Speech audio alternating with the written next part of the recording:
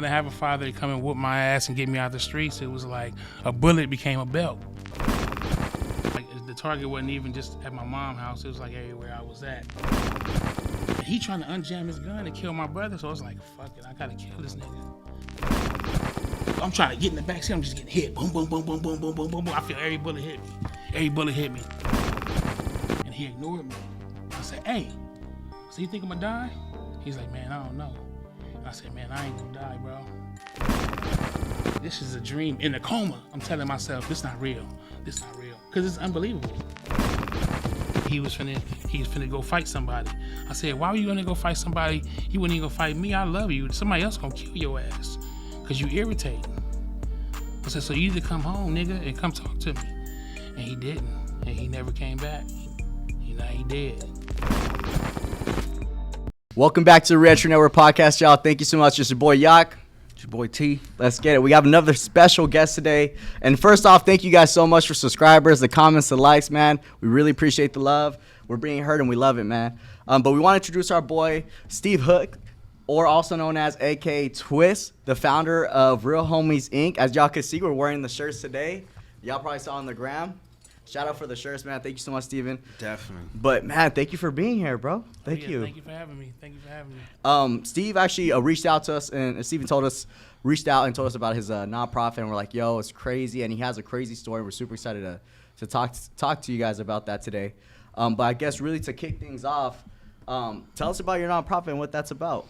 Well, Real Homies Inc., it's about being a real homie. You know, so many times you can growing up in the hood, and you have big homies and all these different homies who will lead you to a way to go to prison or get killed or whatever that is, you know. But you need a real homie, somebody's going to give you some kind of light and guidance to living a successful life without having to commit crime.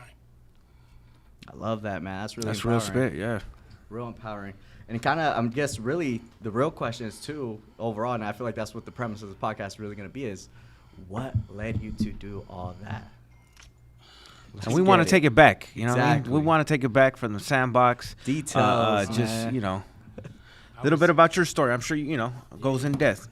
Well, I mean, I grew up in South Central LA on the east side in the low bottoms. And I just grew up one of them badass kids that didn't have a father. So I just did what I wanted to do. You know, my mom and everybody in the house, they couldn't tell me nothing, you know. I needed that male influence. I didn't have it, so I looked for it in the streets amongst my other friends who needed the same thing. So, you know, it's like the blind leading the blind. That part. You know, we all trying to find ourselves, you know what I'm saying? We try to find ourselves in any kind of way we can. So, you know, I didn't have a father to come and whoop my ass and get me out the streets. It was like a bullet became a belt. And you got to try to stay away from that because you let that hit you, it might take your life. Wow, the way you put that like that. A bullet became a bell. Right. Yeah, pretty much. So you said you didn't really grow up too much with the father, but you had these role models. The streets were the role models. Yeah. Yeah, in the streets, the role models in the streets, they want you to go wild. They want you to be the most violent and the most wild person that you can be. You know, and I tried to be that. You know what's cool about that is that I remember back in the day, not even my generation, I still experienced some shit with my big homies telling me X, Y, and Z. But it used to come from, I want the little homie to do better. I want him to do what he needs to do.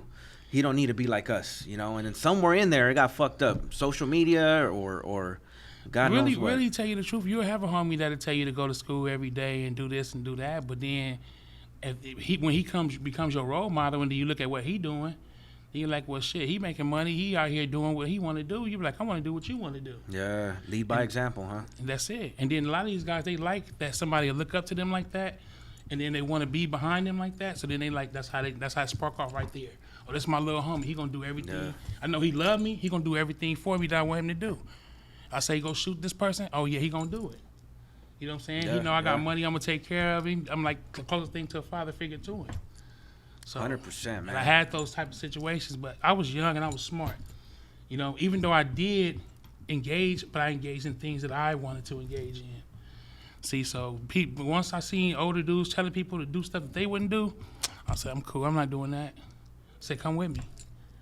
And I love that. You know, yeah. that's crazy. Yeah. You said that's how you know you've been in the game. You know what I mean? Yeah, come with me. It takes a little while to learn that one. You know, I'll do it, but you come with me. Yeah, I was 16 when I learned that. to say, come with me. He like, oh, man, I'm trying to send you. Man, come with me. Right. Come with me. You sounding scared. Like what you would say to me. You sounding scared, right? Yeah. Yeah, nah. You ain't going to send me on no torpedo mission, you know. But like I said, I still made some bad decisions, you know. I felt like I was guiding people the right way, but then I was guiding them the wrong way because I didn't know the right way to go either. 100%. We both running in the walls, you know. So Yeah. it's just I just been blessed that I mean, I got shot up and went through a gang of stuff, but it's just I've been blessed that I haven't had to see no prison time and be locked down like that. But I realized that being locked into a gang, that's what gets you to prison time. Correct. That's what gets you the extra time. Like, you know, you'll go to jail for something for 3 years, and then you're going to get 10 on top of that. You know, so now you in there 13 years of your life, 85% of violent crime. It just fucking escalates, keeps going. And It just keep going. Yeah. It just keep going. And then when they go to jail and then they don't snitch, people glorify that. So then it's like continuous situation. It's like, and my nonprofit is to stop that. If you can stop that at the root right there, you're gonna stop everything. A lot of crime gonna stop just by showing people love, real love, not the fake love they've been getting in the streets. I'm glad you said that, because agree even with from the that. last podcast that we have, it's all about like showing that love and showing that you care. Yeah. A lot of heads literally they just want to be heard. Literally just want to be heard and want to feel some kind of like passion that you care about me and you care about my actual future. And Yeah. you're trying to be safe. Yeah. Kids want that discipline. They want somebody to tell them, don't do that right there, I'm gonna fuck you up. They want that. Because you can have your mother and father, they working and doing whatever. You at home with idle time doing whatever the fuck you want to do. You don't got no rules. They need rules. They go to the streets to get rules. You know what I'm saying? It's just the rules in the streets is deadly and life-changing. You can have some rules. You can have a group of people that you can come to and actually take that idle time and use that time as a value to yourself and build yourself up rather than build yourself up in the streets. Right. I know people 13, 12 years old died in the streets, shot down, dead, you know, because of gang banging, that's it. What's like one of the That's really what craziest it shit is. you seen like growing up, like as a youngster? Like what's some crazy shit you saw? You were like, yo, this is for real. Like this is where I'm really at. Man, at a young age, seen my boy get his head shot off. I was like 9, 10 years old. They was playing with a gun, playing with a gun. And probably a gun that maybe a father had or someone or a homeboy had or something. You know, one of the little, he was an older cat. And he's Little like taped up handle, the old school. little man, janky yeah. 380. He everybody want to see it. Everybody younger. He older. He come in. Everybody looking up to him like, oh, he got a gun. What? Let me see. And then he's showing everybody, and it just go off. Bam. Hit the homie in the face. So seeing some shit like that didn't make you like think, fuck it, I'm going 100%, you know, the whatever route. So you can call it a square route, you can call it whatever. I call it just being a normal fucking person. You know what I mean? Nah, because I experienced too much violence. lot of that. My uncles, I had already experienced seeing my uncles come in the house with knives in their head and all type of shit when I was like 6 or 7 years old. Damn, that's hella young. So it was like, it was fucked up, but it was just like, damn, you know, shit.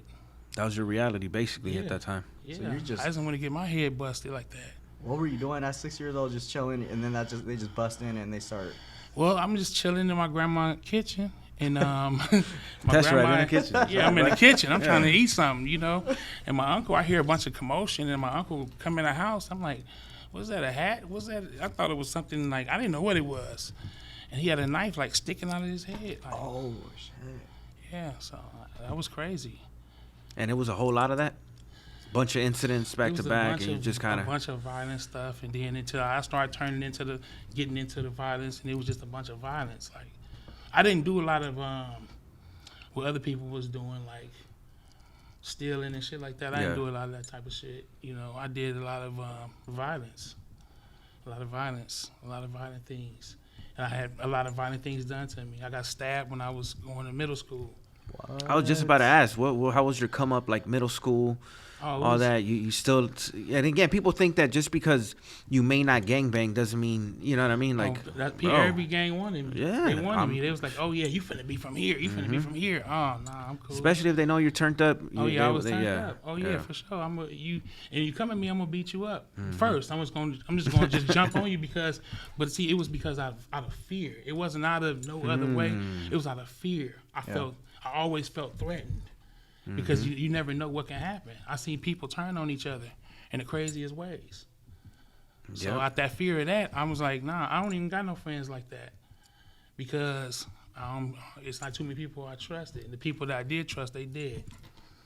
And tell me if I'm wrong. If you walk away from that kind of scenario, you're just seen as like this big like you're trash, right? Like in that kind of concept, or how are you seen in that time? It depends on your reputation. Your reputation is everything. I agree. So if your reputation is like you never really did nothing, and you walk away, you ain't did nothing, then okay, well whatever. But they can say whatever they want to say, just don't come at me in no kind of crazy ass way. And then we go. But people know they wasn't tripping like, oh yeah, I want to raise my kids, bro. I want to raise my kids. I want to live. When I got shot, I was laying on the floor. I didn't ask God for my life. I asked God for my life for my kids. Like, I can't let my sons go through this type of shit right here. This is terrible. You know what I'm saying? You knew from the gate that this is horrible. Nobody should be going through this. I got shot up. I had my arm. I couldn't even move it. I got shot with an AK in the arm, so I couldn't even move it. Then I went in the liquor store. I pulled my shirt down because I see my shirt smoking. It's a bullet hole in my chest. Shit, hold on. So shit. Take us back to that. Yeah. Let's hear that. How that all unfolded. Okay. Well. How old were you though? 25. 25. Okay. Yeah, 25. That was a situation that changed my life right there though. That changed my life. That made me change my whole point of view, everything, how I seen everything. So up until that point, prior to that, you were still kind of fucking around a little bit, one foot in, one foot out. Yeah. Demon time. That was it. That's the only thing I can say is just demon time. So you never had a like went to the halls or nothing like that. Yeah, but it was brief. It was brief, yeah. And people don't. Yeah, I remember my first couple little incidents. I remember the craziest thing. As soon as I turned 18, I was so used to mom being able to come pick me up. That once you turn 18, I got busted for vandalism, some bullshit. My brother was with me, unfortunately, because I didn't fucking know better, and I bring him in, police station. Mom's picks up my brother, and I see him right out the window walking out, and I'm like, what about me? They're like, you're 18, young man. You ain't going nowhere. Yeah. I'm like, what? Why can't mom's come pick me up, Yeah. Sometimes you don't need mom to pick you up. That's what's going to make you get your mind right. That's what helps you get your mind right when you're not rescued from the bullshit. That's what my mom did. She just, and it ain't that she intentionally did that to help me. She was just caught up with her own life. What she say? Like you're a big boy. You keep making these decisions on your own. I don't got no car to get there to get you. You did this shit. Damn. Wow. Yeah. Hang up in my face. Okay. Okay, I got you. All right, moms. You think she was doing it for the right reasons though? Nah, it wasn't the right reasons. It was because my stepfather, he didn't like me because I wouldn't. Once I got to a certain age, me and him got into violent altercations. He stabbed me before too when I was like 16, 17. Yeah, this bitch ass nigga. Yeah, he stabbed me. That's crazy. I mean, he shit. Stabbed yeah. Me, and I hit him, and I had to crack him with a baseball bat a couple times in the face. Why did that happen? Because he was on some drugs and he was trying to take my mom's purse, and I was just like, look, you ain't finna do that. But my mom would get on my ass if I got on his ass. She'd be like, oh, he a gang member, call the police on me and all type of shit. So I said, I'm not tripping on that. So my sister was in there trying to protect my mom, and I was like, my mom this might be her choice to take this shit, but my sister not about to take this shit. And then after that, it went up. He swung a knife at me, cut me. You know what I'm saying? I hit him with a baseball bat, and it just went up from there. You know what I'm saying? It was I hope he learned his lesson after that. Nah, he didn't. He's still a piece of shit. So to go back to that event, the getting shot. Well, my brother, he's a active gang member, real super active, and he went to jail for double murder. So the rival gang, who he was beefing with, was just like trying to terrorize my mom's house and us and everything's just like, oh yeah, we all from his hood. You see what I'm saying? So my other little brother, and it's like it was just crazy. It was just Yeah. like it was just like numerous shootings. It was like a gang of shootouts. So one day these Back guys to back after that incident, It it was just got like real hot around there. real hot. Sometimes it'd be cool for a couple months. Then I guess the shooters get out, and then it's like shootings every week, Wow. every week. And was that pad, was your mom's pad at that time, or where your brother was at? That was it? They That's knew my everybody mom knew? pad. Yeah. Oh, man. Yeah, that's my mom's house. So I try to stay away from there because I got tired of getting shot at, and that shit was just ridiculous. I kept on telling my mom, I'm fucking want to go to jail for murder or something, I mean, shit. because it's like it's just too much going on, like way too much. But it's just like one day we was outside, some guys came by, and they was trying to shoot, and I guess they gun must have jammed. I had 2 guns, and they gun jammed. My brother standing on the porch beating on the door trying to get in the house. And he trying to unjam his gun to kill my brother. So I was like, fuck it, I gotta kill this nigga. So I shot him. Shit. His boy left him. He fell out the car. You know, and I felt like the reason why I got shot, it was because I didn't have no compassion for him after he got shot. When he was saying, call his mama. That's the first thing I thought about when I got shot. Let me call my mama. So he was like, call my mom, tell my mom. I said, man, I'm not After calling he tried to nobody. roll up on you, Yeah. and he got he. Yeah, but that's not. Man, But I see, at know. the end of the day, I ain't want to have to do that to him. You know Yeah. what I'm saying? Yeah. That's not. It was for my protection, but at the same Right. time, that's not what God wants us to do to each other. You know what I'm 100%, saying? yeah. And then if you do got to do it, you got to have some kind of compassion. You know what I'm saying? I didn't have no compassion for him because I had the attitude like, you shouldn't have came over here with that. That's Was what he a happened younger, to me. older dude? He was probably about my age. Okay. Yeah, he was my age, actually. Okay. He was my age. So it was just like, it's some kind of spiritual thing. I kind of like did that to myself. You know what I'm saying? What ended up happening in that? Did the ambulance came and picked homeboy up or Yeah, something he like was that? through. But at that moment though, you still weren't shot. No, Or did you? Okay, no, that I wasn't shot. okay. I was the police came and was tripping. Like, oh, where you from? Where? I said, look, I don't gangbang. You know, because that would have been a difference in the situation. 100%, Right. Yeah. So that, because if I would have been gangbang, oh, he had murder, 30, Right. 50 years. Nah, I don't gangbang. I don't gangbang. I do music, bro. I don't do that shit. So, you know what I'm saying? That's the only thing that got me out, self-defense. Real shit. So you went to court. You did all that for it, huh? Nah, I didn't have to go to court. Nothing. Just right Nah, there. At my the, neighbors, At I had already, the people that came and shot at me so many times, my neighbors, me and my son, when he just was born, and my neighbors, my Hispanic neighbors, their kids, we was all at the ice cream truck. Damn. Somebody that's came and crazy. tried to Sounds shoot like me. some South Central movie shit. Huh. Typical day in the hood. This shit is, I Yeah. promise to God, I tell people, I said, this shit don't even seem real. I had to throw my son on the ice cream truck, pick the kids up, throw them on there. Some girl in the back of the car screaming, shoot this nigga. To the dude, he just didn't shoot. When she grabbed the gun and started shooting, she hit the ice cream truck and shit, but I got the kids out the way. Good. So it was like, they came, they told the police, like, oh yeah, nah, they came over here shooting this and that, and they let me go. And the guns wasn't even in my name, and the 77 gave them back to me. Damn. So I feel like this is And 77th is they be doing some shady shit, man. So Oh, 77? Yeah, they they're do. notorious, you Oh know? yeah, they are. Did you feel like you were lucky not getting caught up? Blessed. It ain't got nothing to do with luck. You know what I'm saying? I was a religious person, but I wasn't that religious before, but it's like God showed me, like, when God do something and to put me through a test and I say I ain't gonna do that no more, and I don't do it no more, I get blessed immediately afterwards. So my freedom, that's a blessing. Like, to have that freedom and knowing that, okay, well, they could have, if they wanted to, they could have tried to tie, do some bullshit, anything, you know what I'm saying? But, Right. They really could have, yeah. yeah. But I still got the karma from God from not having compassion for that man. He lost his life. Okay, did he end up? I didn't know. Okay. Yeah, he passed away, and that's what made them get on my head so tough.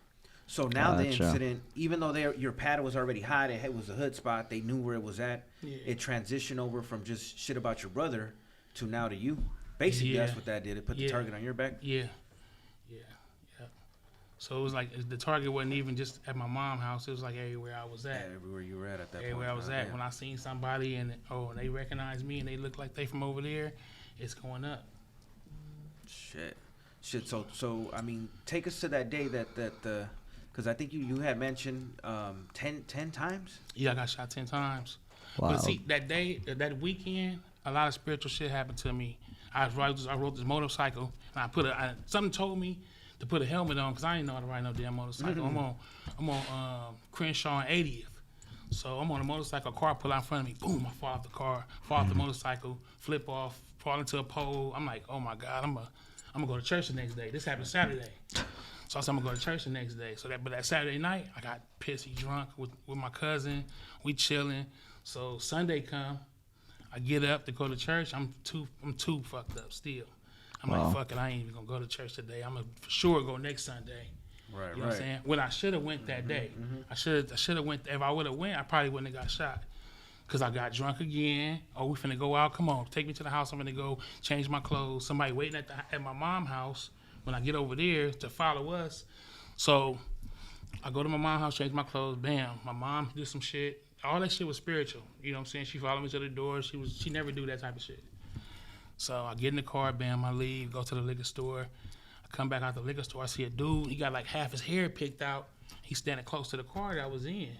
So I'm like, who the fuck is this dude? Like kind of like a bum or something. So I get in the car. When I get in the car, I look out the corner of my eye and I see like a rifle. So I jump out the car and like, boom, nigga, watch out. So I grabbed the gun and the clip fell out. And when the clip fell out, he said his hood. And when he said it, I cocked my arm up to punch him because I seen the clip was out. I wasn't thinking that, okay, this is an AK. It got one in the chamber, still gonna fire. Yep. So when I cocked my hand up like this, the shit hit me right here. Boom. And when it hit me, it was like, whew, shit. And he ran. Felt it? You felt it right there in that moment? Hell no. But right. It's like the. That's how powerful that rifle is. The pressure of it. The pressure of it was like, bam, like shit. Damn. And then he just ran back. He ran past me and jumped in the car. And I got back in the car. I'm like, hey. I said, man, let's get out of here. They're trying to kill me. So I'm looking at my boy in the car, and then he look at me. He look at me like this, and then he look around like this behind me. I said, what the hell? And I turn around, and there's another guy hit me in the face with the gun. But I pulled it down, and he grazed me on my wrist, and that's the one that hit me in the chest. And when it did that, it's so much stuff that run through your head. I just remember Tupac saying and 50 Cent saying, jump in the back seat. So I'm trying to get in the back seat. I'm just getting hit. Boom, boom, boom, boom, boom, boom, boom, boom, boom. I feel every bullet hit me. Every bullet hit me until he stopped shooting. And when he stopped shooting, I was like, fuck. I really wasn't hurting or nothing like that. And I seen the dudes get in the car. I got back out the car and went to the liquor store. Start going to the liquor store. The dude I'm in the car with, he started backing up. So I got to ask him, like, what you doing? You know what I'm saying? Like, but I go in the liquor store, I'm like, hey, somebody call the paramedics. You know what I'm saying? I'm shot, whatever. I know I can't move my hand at all. So I'm like, I seen this old dude. He's like, where you shot at, man? Where you shot at? Because I had a long sleeve shirt on. He was like, I was like, pull my shirt up, let me see. So he pulled my shirt up, and he was like, oh, man, you shot bad. When he said that, I was like, damn. And then I seen my shirt smoking. When I looked down, I'm like, what the fuck? So That's what? Yeah, so I pulled the shit down. I'm like, shit, it's like a hole right here over my heart. Oh, shit. I was like, damn, that shit made me get weak in the knees. And I had to sit on the liquor store floor, and I was like, look, told the dude I was in the car with, let me see your phone and call my mom's. So I called my mom. I said, hey, mom, look, I just got shot. She was like, why you so calm? Why? I said, I don't know. Well, I just got shot. I'm on 7th Avenue, Slauson. You know what I'm saying? You feel me? Like, I just got shot. And I told her who shot me, who got me shot. So the paramedics and the police, they ain't no good when it come to gang violence. They ain't no good. Mm-hmm. They standing around, like, we standing there like 10 minutes. I'm laying on the floor. They standing there like, waiting for me to die. I'm like, hey, what hospital I'm going to? They was like, oh, we trying to find one right now. I got to keep on asking them this shit. You know what I'm saying? So they finally picked me up, put me in the back of the paramedics. Police officer got in there with me. He's staring in my face, and I'm looking at him. I ask him, I say, hey. He said, ignore me a little bit. I said, hey, man, you think I'm going to die? And he ignored me. I said, hey. I said, you think I'm going to die? He's like, man, I don't know. And I said, man, I ain't going to die, bro. That's what I told him. Because God just put that into me. It's just as like, and God knew I had faith in it when I was on the floor. I skipped a whole bunch of shit, but spiritual shit that was happening at that time. Like, there's a lot of spiritual stuff happening. You know, that's the reason why I was calm. So God could communicate those things to me. But God knew that I had faith in Him when I had a gun in the car with me. And I was like, the boy was like, hey man, you want, like, I said, why would you want to bring that to me? I'm shot in the police from the only way. I said, I'm not trying to go to jail after I get shot. So with that statement, I feel like I made that statement is that God knew that I knew I seen my way through it. You know what I'm saying? So, but yeah, after when the police was doing that and I told them I didn't get shot, I wasn't gonna die, and after that, I just went into shock and went into a coma. I was down for like, and the crazy thing about it is I got shot on a Sunday, and I woke up out the coma on a Sunday. So you were in coma for how long? 7 weeks exactly. Damn, 7 weeks. What is happening during that? Like what? Oh my God. Yeah. What happened with me? People have different experiences, but what happened with me was like torture. It was torture. It was torture. It was like, think about all your worst dreams happening to you, and you can't get out of it. Oh man. How many times I got shot in that coma? Numerous times. It happened over and over again. I couldn't change it, but it was like the devil playing a game of fear with me. Because there's times I did get scared, and they said that I flatlined a couple times. So the devil was trying to steal my soul, and it was just like the most scariest things ever. Just think about like the most scariest things, like the shit they talk about, lizard people and shit like that. Oh, so you were seeing like weird shit, like weird shit. Yeah. Crazy, Real fears or crazy something. shit. Yeah. I'm talking about crazy shit. People dying, people hurt. Like it's like it was like a time portal of everything fucked up. It was like different times that some things that happened. Like one time it was like in a helicopter, and we was just looking at something. It was like war on the ground. They said you got to get out right here. What the fuck? Yeah, it was just like a crazy ass bad dream. It was like And no waking up from it, huh? And to a point where I started getting to a point where it was like, this is a dream in a coma. I'm telling myself, this not real. This not real. Because it's unbelievable. It's not real. It's like cartoon shit. This is not, and the shit can't, but see, this is the thing. The shit can't even touch you. It's all fear in the mind, because nothing touched me. Nothing hurt me. Nothing did nothing. Even when I got shot over and over again, it was the fear of getting shot that I was hyperventilating and tripping on. You know what I'm saying? Even when like I had PTSD moment, I used to have like a lot of PTSD moments, and I remember it was just like my mind. So that shit was fucking with me when I was in a coma. It was crazy.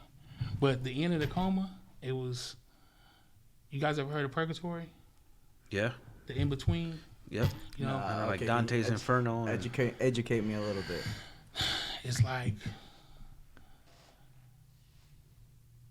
it's like I could tell you. Let me tell you. Okay, I smoked Sherm one time when I was like 13 or something like that by accident. Old school, huh? Yeah, by accident.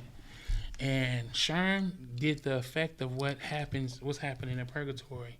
Think about 1 million people crying, and Sherm is like 1 million people trying to whisper in your ear, and you trying to hear like what? And you trying to hear like everybody saying something, but everybody's saying a whole bunch of shit you can't even hear it.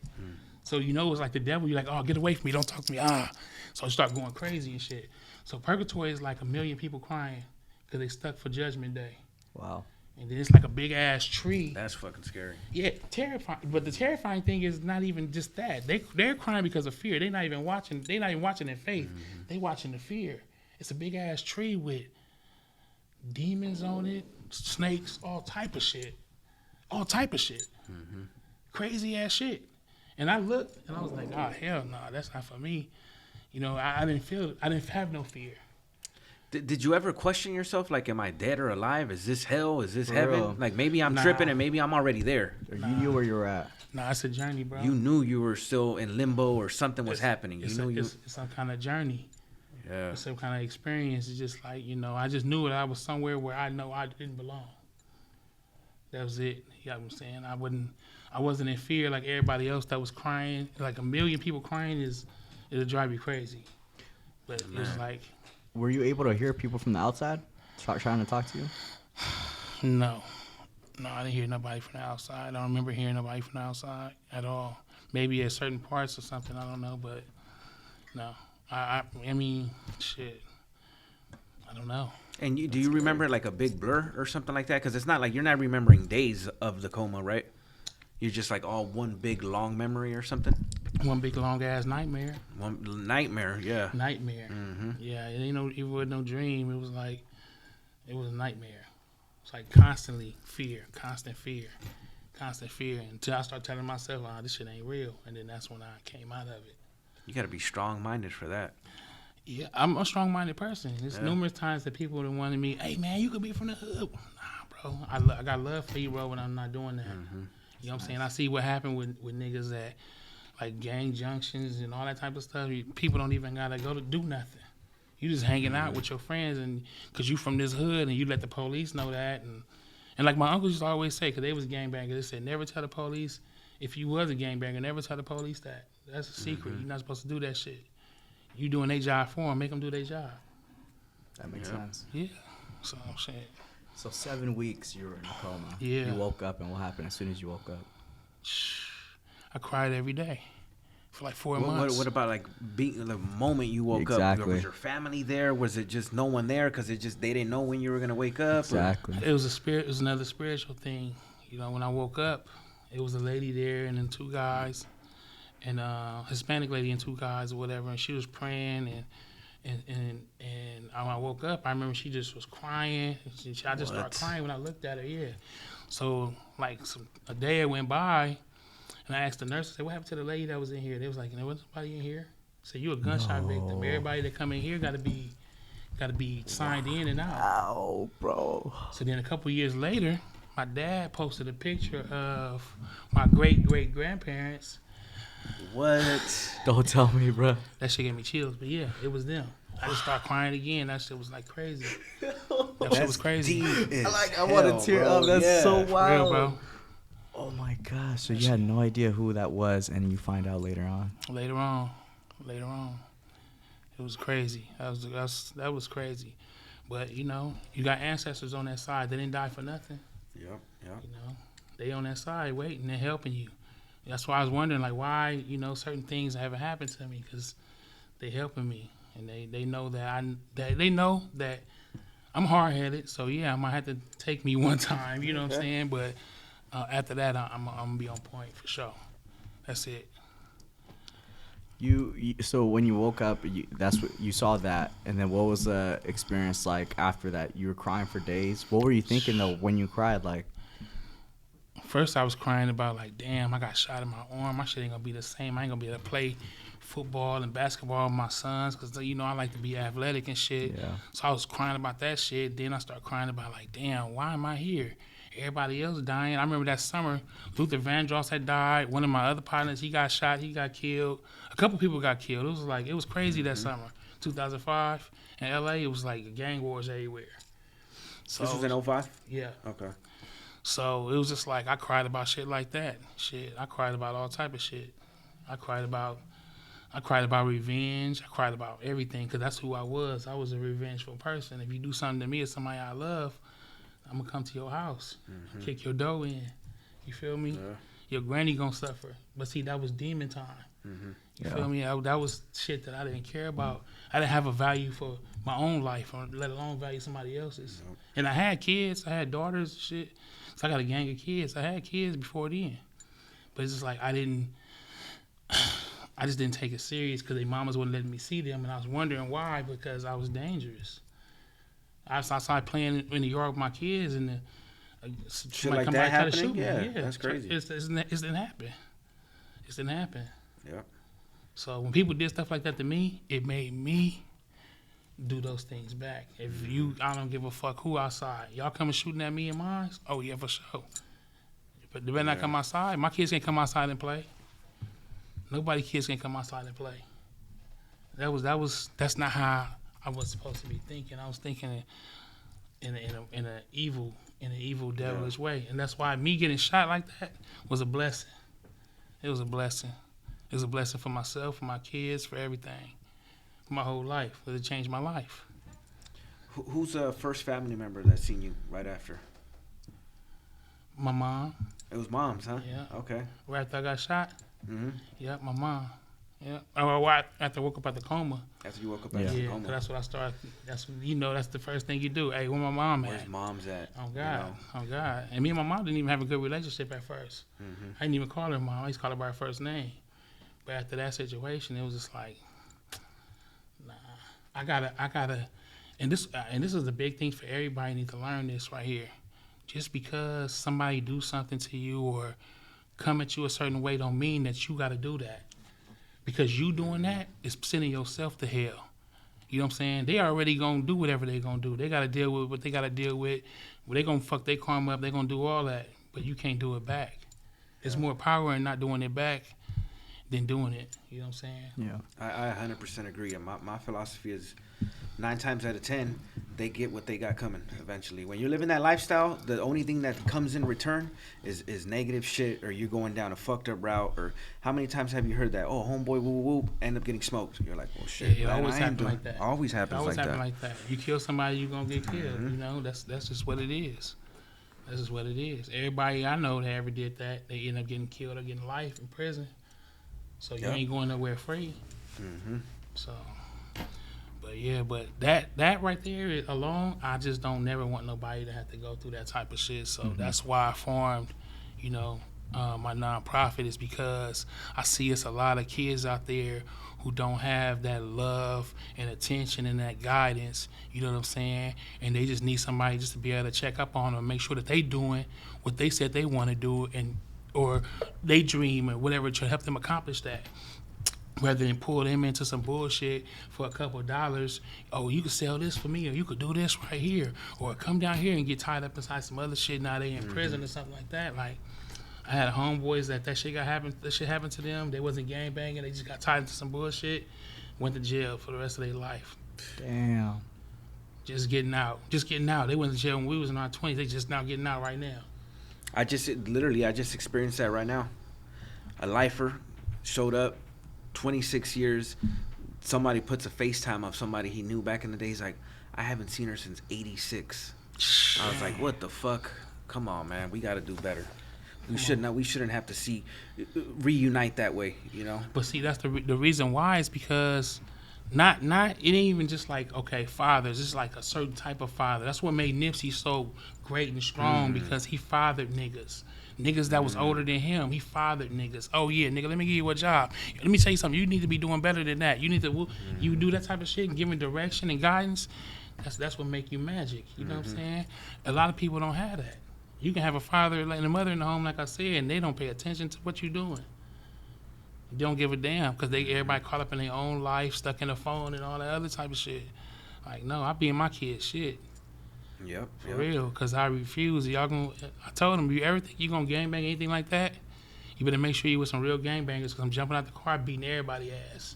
Don't hang out with him. Don't hang out over here no more. This ain't happening. Period. I fucked up and I let my nephew get killed.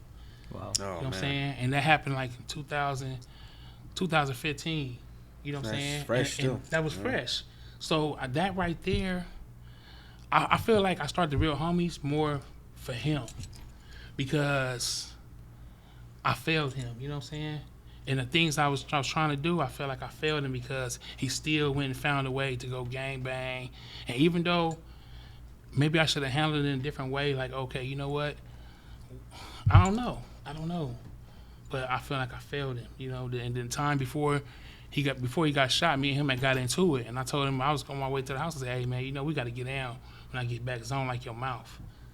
So then he was like, oh, well, whatever, I ain't even gonna be in your house. And then he left, and then he called me today. He was finna go fight somebody. I said, why were you gonna go fight somebody? You wouldn't even go fight me. I love you. Somebody else gonna kill your ass, 'cause you irritating. I said, so you need to come home, nigga, and come talk to me. And he didn't, and he never came back. He dead. That's a cold. Sorry to hear that, man. That's a cold fucking cold reality that shit so many people fucking have to go through, you know, and a lot of people won't know until they go through it, and you would think the outcome would be something fucking positive like you're doing now. It don't be. They scared. Yeah. They scared, bro. Promise to God. Because after he got killed, a lot of his homies, they got up out of there. Everybody it was all fun and gang banging and playful until somebody get killed. Right. You know what I'm saying? So, you know, shit. And the sad part is the homies don't really deal with it. Their lives go on, and his homeboy's mom, uncle, brother, sister, they gotta live with that. They gotta live with that shit. Your homies still doing them. They ain't lose no family member, somebody that they gonna think about and want to cry about or nothing like that, or feel like, damn, I coulda. They ain't got no regrets for you. They don't give a damn. They regret that you left too soon and you couldn't defend they shit that they was on already. It's a bunch of little marks. You know what I'm saying? A lot of times gangbanging be a lot of mark niggas. For real, they just be scared too. And it ain't nothing wrong with being scared. Nothing wrong with being scared. 100%. That's it. But you have to recognize that what you in fear of and take yourself out of that situation. you putting yourself in a worse situation where you got to be more scared. I don't like looking over my back and my shoulder and all that type of shit. I don't like that type of shit. So I got the fuck out of LA. You know, I'm cool. It just make you feel like that out this motherfucker. Yeah, no, that makes hella sense. What were the first steps that you took as soon as you got out of coma to really be like I'm sorry, like what changes did you start making? Like the first changes that. Yeah, that's what I was Left wondering LA. too. Like, man. Say that again. I left LA. So so how you couldn't? I'm thinking you couldn't leave immediately. I'm thinking you had to heal a little bit or something like that. I gotta get out of LA. I learned how to walk out in the IE. In Riverside Okay, so County. you're like, fuck it. That's the I'll do here. all that over there. You I'm found out of here. first opportunity. You said we gotta go. I'm out of here. I'm out of here. I'm out of here. I'm Wow. cool. So real quick, I'm wondering. You mentioned your arm. Oh yeah. You noticed that first thing, but you got hit a bunch of other times. That was the only thing you like immediately noticed. Like no chest or rib or chest. I felt all the other shots. I got shot in the neck. I got shot in the side. I lost a kidney. I lost my spleen, my colon. My colon was hit. I lost a bunch of different things in my body, you know. And it's just like shit. The most thing is you know it's your arm. That's what you do. Yeah, your movement. It's every day. You know what I'm saying? And you can see it. So that's the thing that's the most noticeable thing. Plus, shit, I'm amazed they even have an arm because when I got shot, it like disintegrated my bone. Because I got shot at close range. You know, the bullet didn't even. Because AK bullets, when they pick up enough velocity or they have enough range, they start spinning. That's what they knock out so big of pieces of shit. But this one, it just went straight. Pew! Cut through my bone like butter. God damn. Hot knife. Yeah. So it was a bunch of rehab right after that. Yeah. It was a bunch of rehab, but then at the same time too, then my mind was still slipping back and forth to some bullshit too. So I was just like, it was just crazy. Even in Riverside, even when you just change location, you're picking up. Well, see, let me tell you about Riverside. Riverside, there's a lot of guys out there from LA, and then they might be some marks. I mean, a lot of them was, and the gang of the people who shot me is hanging out with people who's supposed to be cool. So I had to I was turning up out there too. You know what I'm saying? But I had to realize, like, you know what? I'm tripping. So, but it's just like, it was a hard thing, bro. It was a hard thing. To avoid prison is a hard thing. Yeah. So you were still having kind of moments even when you moved out. You still kind of. I mean, if you see my Instagram page, you see it's a lot of crazy ass, protection on there and shit. Okay. So yeah, niggas, I was tripping. And technically, you can own guns and all that, right? Yeah, I don't have no felonies. Right, that's what I'm saying. Okay. I don't own guns. Rifles and then the all whole type of shit. Yeah. Big guns, big guns. You feel me? So shit. I don't. But see, I always say this right here. I pray I don't have to shoot nobody. I don't want to have to do that shit. 100%. You probably pay taxes. Shit, that's the last thing on your mind. That's the last thing I want. That's the last thing I want to do is hurt anybody, and I damn sure don't want to be hurt. I'd rather hurt a whole army of motherfuckers before I see anybody I love hurt again, or my kids especially. Or, fuck that. I die first. Fuck it. I take it. But I can't let that happen to nobody else. That was terrible.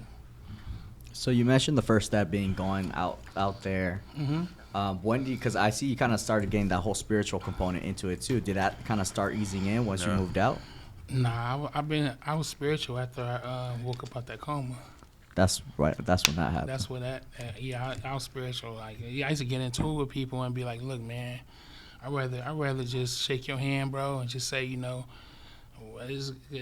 we have a different opinion. You don't talk to me no more because, nigga, I almost shot you in your face. Because I'm tripping. I said, because I'm tripping. I done gave niggas passes. I seen them banging on somebody that's cool with me. I be like, hey, look. I say, I hope y'all got some guns or something. While y'all doing all this? Like, hey, man, what do I say? Because I could have did y'all like this. I said, but I'm not going to do that to you because this is for protection. Y'all not no threat.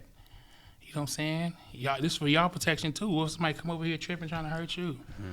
You feel me? I said, this love, bro. I don't got no problem with nobody. I don't want no problem with nobody. I'd rather give you a hug, my nigga, than have to kill you or make you kill me. Yep. So at the end of the day, the first thing a person shouldn't want to do is want to get violent. That's the last thing that you're gonna have to do if you gotta defend your life. Yeah. That's not the first thing you want to do. You know what I'm saying? And that's the first thing they teach you to do in the streets. A lot of emotion, too much emotion. Too much emotion. Yeah. The more violent you are, the more respect you get. You know, and that's what sometimes you don't have a father. That's what you need, because a father can give you the mass whoopings when you be like, nah, I'm cool. I don't need that. Yeah. You don't have a father. You don't have no discipline and shit. You don't know what kind of ass whooping you gonna get. Whether it be 100 years in prison, 50 years in prison, shit, 100 bullets in your face. You don't know what's the hell gonna happen. Yeah. That's true. Those are the streets for you. When that's who you look up to, that's exactly what's gonna happen. Yeah, it's easy to die. It's easy to die, and it's hard to live. It's easy to die. And one of my homeboys told me one day, he spent a lot of time in prison, and he told me, he said, hey, man, he said, I can't take this shit. I said, what? He said, man, it's just too much. He said, I'd rather go back to prison. It's easier. Wow. When he said that, I was just like, that shit damn near made me want to cry, because it was like, he giving up on life. I was gonna You know say what I'm saying? defeated. Like what Defeated. the fuck? Yeah. That is You getting out here crazy. can't get a job because you've been in prison. You can't do nothing. I was like, man, this shit was sad. You know what I'm saying? But he was one of the first people that I tried to help. Okay. So, you know, and I helped him, and he doing better now, you know, thank God. But it's just like, that's so sad. That's so sad. It's just to hear. And in a way, I feel like I kind of fucked up his life because I used to take him on missions with me when he was a little kid. You know what I'm saying? So when he started doing his own missions, going to prison and shit, doing all this weird shit, it was like, nah, bro, this not even it. Ain't nobody even doing this no more. Yeah. Ain't nobody even doing this type of shit no more, bro. People trying to get away from the BS. You know? So after seeing your homeboys like that, where you want to help, now you do that. How many?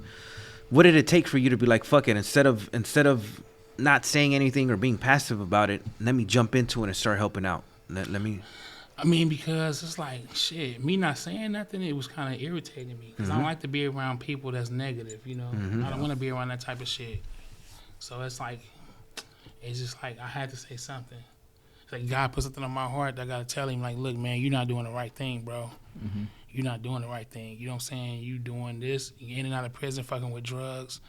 Like, that's it. The drugs and not having nothing to do. Devil's workshop, that's man. That's it. That's you easily gonna go to prison or get killed trying to steal somebody's shit. Something gonna happen to you, you know. But that's what happened, man. You know what I'm saying? You graduate from the gang banging shit to going to prison to now you just don't have a life because Right. you done fucked it up. So many you can't get a job doing shit. So especially with violent crimes, you don't get a job. Nobody want to be around nobody who's gonna pop off and be on some crazy shit because you can't think like a man and be like, oh, okay, nah, dude. See, we go through that every day. You know, sometimes they come out too fresh out, and we're like, look, let's settle down before the job. Let's teach you how to do an email, a resume. Yeah. Change that voicemail, big dog. Get Yeah. that. This is big nasty, whatever. Get that out of your nah, voicemail. nah. Let me get you right. You know. Yeah. So Give to society. That's it. Learn about your credit. You know what I'm saying? That's another thing that my nonprofit do. We teach people about credit, building businesses. You know, and then like say if people have to do community service and they hold professional license, have them come and train the kids, be exterminator if that's what they want to do. Man, that's good. A barber, anything like that right there, just to help them, spark something in them that can give them something to be successful with rather than be like, oh yeah, man, I got this bag of weed or, you know what I'm saying, you want to sell some shit? No, that shit right there going to send you to the penitentiary. All that shit is immature shit. You know what I'm saying? We don't gotta live that life. We don't gotta live that way. Yep. There's too many ways you can make money. If you don't want to go to college, at least make sure you graduate from high school and then find you something. There's so many ways you can make money on the internet. You can make money off of that. That's the man. Once you figure out that formula, it's gold. You know, there's so much you could do now. Even with a car. You never have an excuse to be broke nowadays. Never you know? have no excuse to be broke. You can go just fix your credit a little bit, go get a car with $500 down from CarMax, put it on Turo, and make money off of it. Damn. That's that quick, that easy. The whole Fresh plan out the right pen, there. you could do that. You find somebody, piggyback off their shit, build your credit up. Now you got 700 credit score. Go to CarMax, go get a mid-range car about $20,000. You don't got sometimes you don't put no money down. Depending on what your credit look like, 9 times out of 10, you've been in the penitentiary for 10, 15 years. Your credit is clean. You go get that, you start making money. Start making you $1,000 extra a month or $2,000 a month. Go get you another car. Yeah. So there's ways you could do stuff. I just try to give them ways rather than them trying to figure out, oh man, well how we gonna do this? How we gonna scam? Don't do nothing. Don't do none of that shit. You hot. Yeah. So anything you parole, do, you got a anything bunch you of do, shit. yeah, anything you do is gonna send you right back to the penitentiary if you don't have no kind of paper trail of how you did it. It gotta make sense. Yeah. So What's dope is that you teach them the whole entrepreneurship mindset, but you're an entrepreneur yourself. You have a food trailer, right? yeah, yep. It's still being built right now. Oh, no way. How did you Yeah. get into that? Just food, cooking for my kids, and shit, and just people enjoying my food. So I was like, okay, you know what? I can make it a business. Anything that I do, I try to make it a business because I don't like working for people, but I like working with people. Right. You know, so Right. that's the whole thing. I try to put together something I can do and I can have control of, and then I can be able to hire the people that I want to hire and bring in there. It's not like, oh, nah, he got a record of this and that. It's about being able to see somebody for their character and who they want to be, because everybody want to be somebody. I think that's an underestimated statement, man. That's really where the gang banging, that we don't have pops. That's where all that starts. We just want to be acknowledged. We want to be somebody. We want to be, somebody. Nobody want to be nobodies. Yeah. Everybody want to be somebody. You just got to find a way for you to be a positive somebody that can help yourself, or you can help somebody else be somebody too. That's it. If I could be the somebody to help somebody find themselves, I'm winning. I'm blessed. Yeah. And I think that right there is fucking super important, finding themselves. Because being a somebody, the shit you see on TV, that may not be it for you. You may get a whole lot of satisfaction from something else, from fucking baking a cake. Right. You don't know what that feeling may instill in you.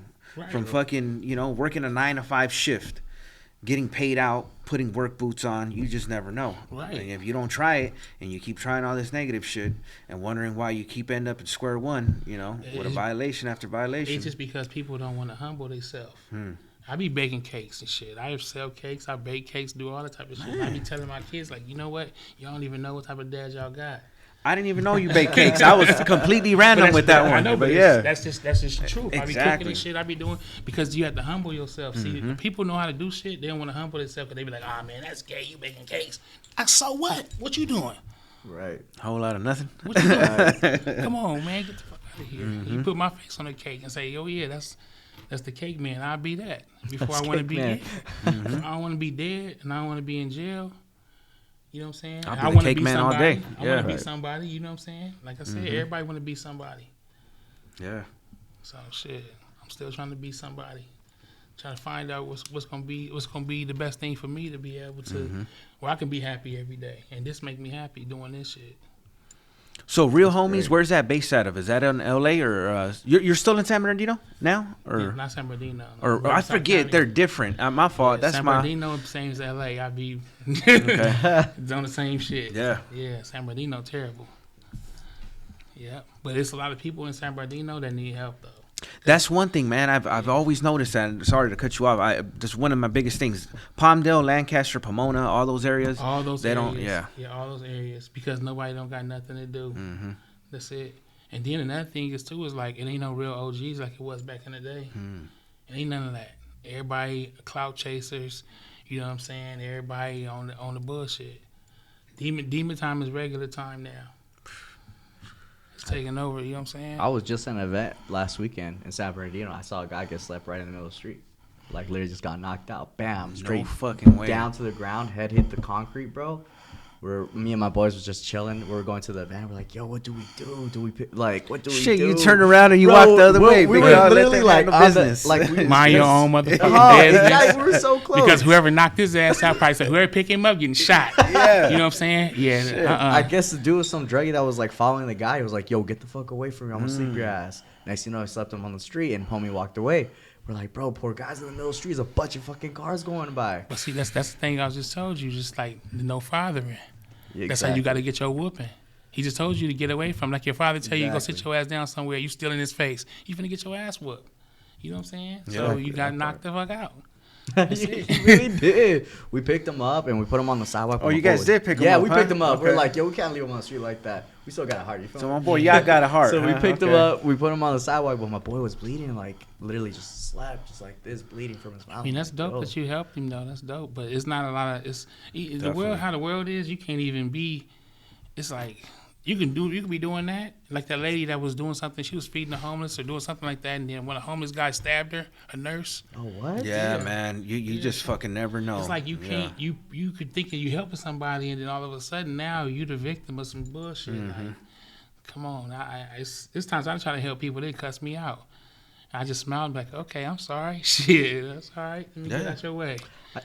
I think that's a really important topic because I think vulnerability is so important, and a lot of these individuals nowadays, they don't want to get help. Like they feel like getting help is making you weak. Yeah. Yeah. Yep. Like it's And above them. Yeah. Cool. Yeah. I'll figure it out. They don't Nah, wanna feel- man. they Sometimes feel- just reach the fuck out. Reach Yeah, out, man. Yeah, they don't want to feel low. Mm-hmm. But you know, shit. I don't know. It don't matter how high I get, I'm still reaching higher. You know what I'm saying? Yes, So, sir. shit, somebody pull me up. Somebody pull me up. This motherfucker shit. Shit. So I mean, so real homies. Who do you guys primarily? You prefer to work with adults, youth, both? Doesn't matter. Anybody that's reaching out. But anybody that need help, anybody that need a real homie, Okay. anybody that's ready to change their life and not be on no Mm-hmm. bullshit. You know what I'm saying? Who dedicated to this themselves. You Yeah. gotta be selfish and be dedicated to uplifting your own life. Mm-hmm. I love that shit. Went so smooth. Anybody that needs a real homie is really what it is, and it applies Yeah. everywhere. Yeah, that's it. You No know? matter the age, no matter the nothing. You know what I'm saying? You need a real homie. You might need a conversation. You might need any kind of anything, some kind of direction to direct you in the right place to find a shelter or whatever. You know what I'm saying? So, you know, and that's another thing I'm trying to do right now too. That's why I'm trying to build this brand up bigger because I want to get a house. You know what I'm saying? They call it the homie house. You know, 'cause everybody got a homie house where they That's crash hard. at, right? Yes. That's I'll go to a hard. homie house, take a shower, you know what I'm saying, do your thing. You got a job, oh yeah, you can stay here. The state gonna pay for it. You stay here, your job, you're gonna pay rent. But at the end of your term, you're gonna be able to get that money, all that money that you pay rent back to go get you a place and be able to be in society. But you gotta learn how to pay rent and budget your stuff first. Yep. You know what I'm saying? So just giving them something, because a lot of people just need that love. That's it. 100%. Yeah. You know what I'm saying? You know, shit. There's many times I done crashed at the homie house. Mm-hmm. You know what I'm saying? And went over there, ate, chilled with their moms and shit, all type of shit. They did that at my house too, with my mom. So you know what I'm saying? Shit, that's the important thing. People don't be having that. They don't have that family dynamic. Right. You know what I'm saying? And they want that. They yearn for Yeah. that shit. I love that concept.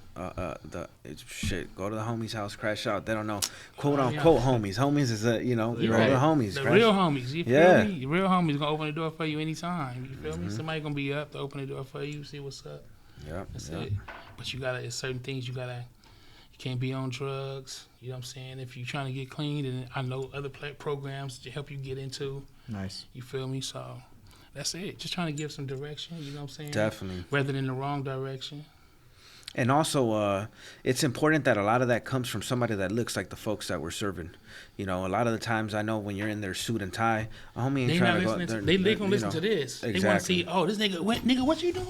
Oh, let me tell you what I'm doing. I'm helping people. I'm trying to do some real shit. You want to know what to do? I can show you what to do. They gonna listen to it. 100% They of gonna the listen to time. this shit. Yeah. And at the end of the day, if you die or you get killed, none of this shit don't mean nothing. But that's what gets the attraction. Yeah. You can't get the attraction in a suit talking to them. You might as well be the police. They ain't listen to that. You know what I'm saying? They ain't listen to that shit. They gonna listen to somebody who gonna tell them some real shit. I'm gonna tell them some real shit. I ain't gonna sugarcoat it. Yeah. You want it, then you have to get it. I'm not gonna chase you down and be like, hey, are you coming here today? No, nigga, if you don't come here for a certain amount of days, your shit going in the trash. This is real life shit. Nobody's gonna wait for you. True. Nobody's gonna hold your hand. But I'm gonna hold your hand. I'm gonna pull you this way. But if you decide to run and do whatever, like I done help. Like I got a homie that he just like repeated, just doing all type of crazy shit, doing drugs and stealing dumb shit. Like he stole some shit and was on the news. In Paris, California, ran into the motherfucking pizza chalet. He stole some. I said, why are you stealing the city shit? They cleaning up. What are you gonna do with that? You riding around the city in a big ass city truck, like just doing dumb shit. Just because, huh? Just not having. The drugs got his brain fried. Yeah, man. That's a whole nother issue too. Them drugs nowadays. Yeah. The drugs is the biggest thing because a lot of these people wouldn't even have the heart to kill nobody if they didn't have the drugs inside their system to do it, or alcohol or whatever. They wouldn't have the heart to do that shit. Yeah. And once they let that devil in, the devil like, kill him, get him. Now they own it. Now you in jail, sober as hell for the rest of your life. You know what I'm saying? Like, damn, why did I do that shit? I love that. Thinking about sober as hell. You were out here Sober. talking a good one, crazy. Man, that dudes be out here shooting people, can't fight, and then you got to go to jail. You realize, oh Come shit, on, I ain't man. never put my hands up You in my ain't never life. putting Huh? no hands on nobody. Now you in jail, finna get hands put on you. Yeah. Or put some makeup on and some Kool-Aid on your lips, one of the two. Man. That's it. Real quick before we wrap things up, a question I have is: you're an executive producer as well? Yeah, I do music and stuff. I used to do music. I used to be rapping with Game and all type of shit. No way. But when I got shot up, you see people that rap about certain things and do certain things, they back the fuck up because nobody wants to get their life challenged. You know what I'm saying? And actually, I used to be in the studio with him all the time. I used to do all type of music videos. This one of my artists right here, 4 Block Trey. He got videos and shit out. Yeah. Shout out.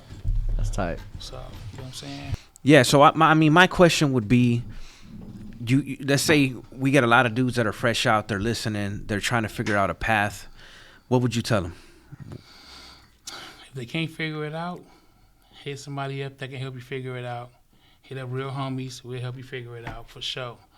Because I'd rather see you doing good and trying to figure your life out rather than go back to the penitentiary or wherever it was that wasn't feeding you positively.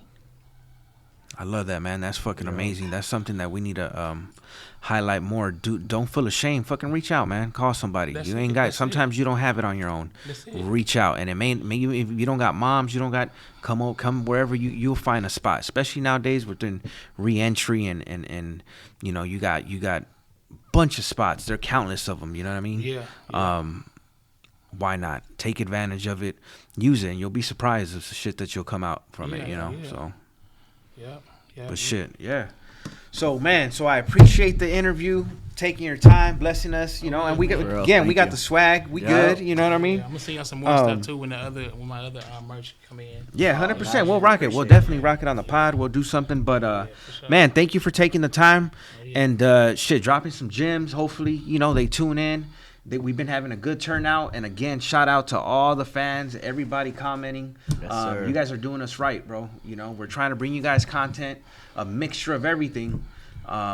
This is You know. what y'all got going on right here is dope. You know what I'm saying? These guys really need this shit because they need to know that they can re-enter into regular society and not have to stay in an institutionalized state of mind. You know what I'm saying? They can be productive and they can be normal. They can be regular. That part. Some people have a problem being that. And that's the problem in itself, Right. So, Yeah. and we're hoping that with these interviews, and again, we got more of them lined up. That one person may not be for you, because again, it's not a one size fits all type of deal. Right. So you'll find hopefully a gem sprinkled in, and one of these interviews we drop, and you take it with you, and you make something happen. So with that said, we're out. Again, tune in. Let's keep it going.